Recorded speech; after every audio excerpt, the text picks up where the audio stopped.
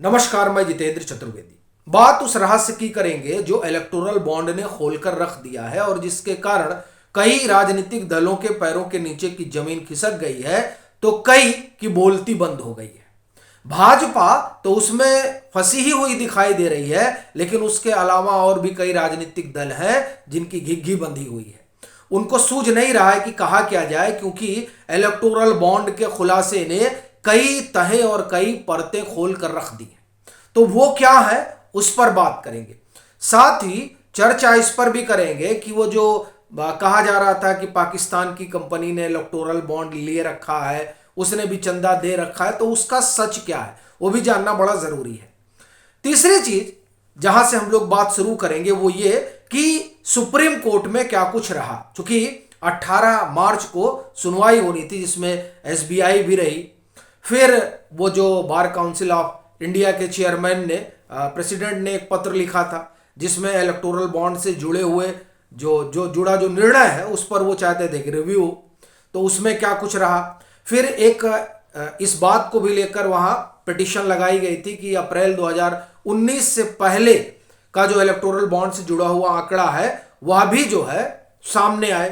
तो इन तमाम चीजों को लेकर सुप्रीम कोर्ट का दरवाजा खटखटाया गया था और उसमें जो सबसे बड़ा मसला था वो यही कि एसबीआई ने दो चीजें दे दी, यानी जो डोनर है वो उन्होंने दे दिया, जिन पार्टियों को मिला वो दे दिया उन्होंने, लेकिन जो इलेक्टोरल बॉन्ड का बार कोड है वो उन्होंने नहीं दिया। तो इस पर लेकर आप एक तरह से कहें कि सुप्रीम कोर्ट ने खूब खरी खरी सुनाई और उधर से एसबीआई ने कहा कि नहीं हमारे पास है, हम सब कुछ सार्वजनिक कर देंगे। तो उनसे कहा गया कि 21 मार्च 5 बजे तक ये सब कुछ जो है ये पब्लिक डोमेन पर आ जाना चाहिए, यानी आप इलेक्शन कमीशन को दे दिए, इलेक्शन कमीशन सब सार्वजनिक करेगा।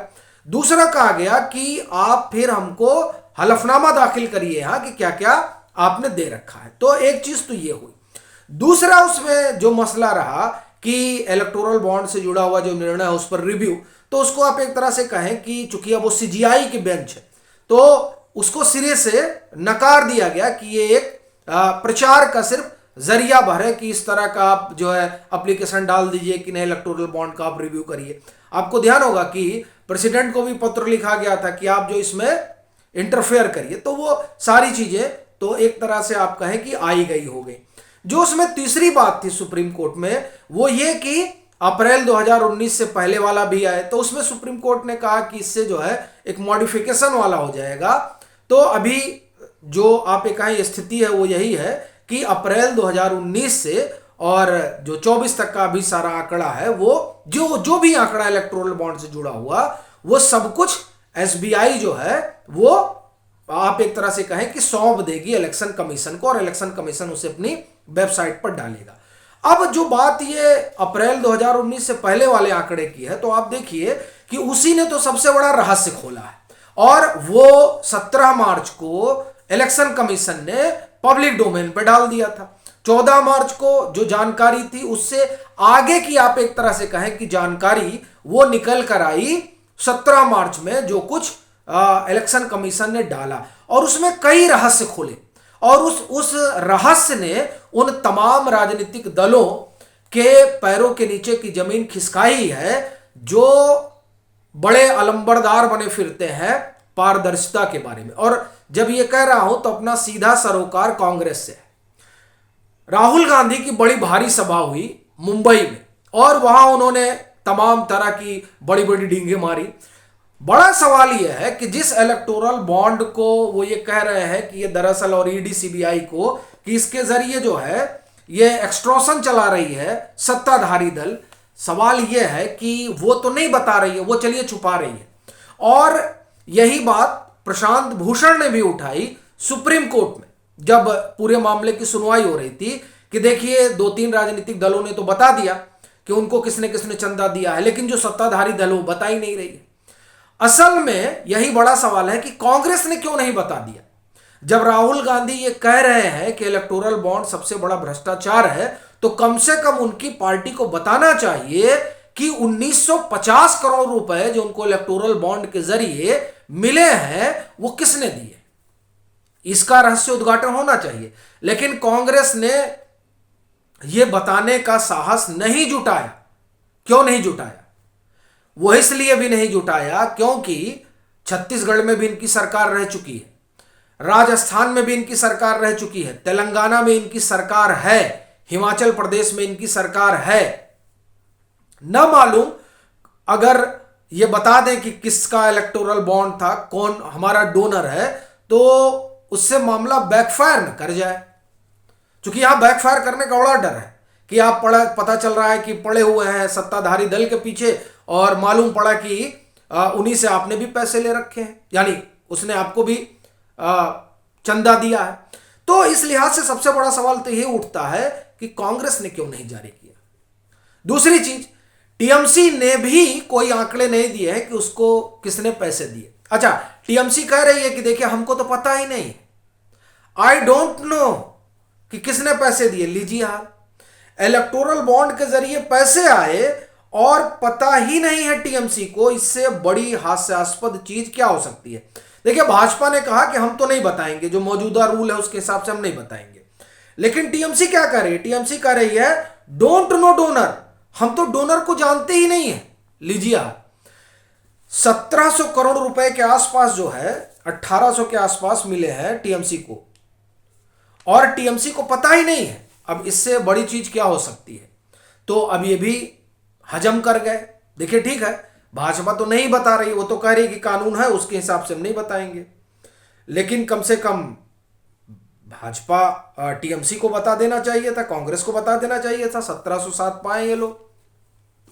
फिर एक बहुत बड़ा हंगामा था कि साहब ये जो फ्यूचर गेमिंग वाला है लॉटरी किंग, इसने बड़ा खेल कर दिया और इसने खूब जो है ईडी सीबीआई का इसके ऊपर छापा पड़ा, और इसने जो है जब छापा पड़ा इसने खरीद लिया इलेक्टोरल बॉन्ड, और उसके बाद में फिर एज्यूम किया गया कि उसने भाजपा को दे दिया होगा।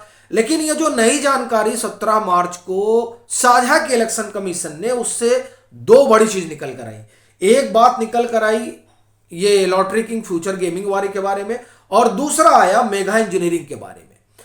मेगा इंजीनियरिंग और ये फ्यूचर गेमिंग, ये पहले और दूसरे नंबर पे, पहले नंबर पे फ्यूचर गेमिंग जिसने 1368 करोड़ रुपए का बॉन्ड लिया, और दूसरे नंबर पर मेगा इंजीनियरिंग जिसने 966 करोड़ रुपए का बॉन्ड लिया। अब जो नए आंकड़े आए उससे पता चलता है कि 509 करोड़ रुपए तो इसने डीएमके को दिए, फ्यूचर गेमिंग ने, जिसको कहा जा रहा था कि साहब इसने भाजपा को दिए, यह एज्यूम किया जा रहा था। दूसरा खुला कि इन्होंने 50 करोड़ जो है वो दिए,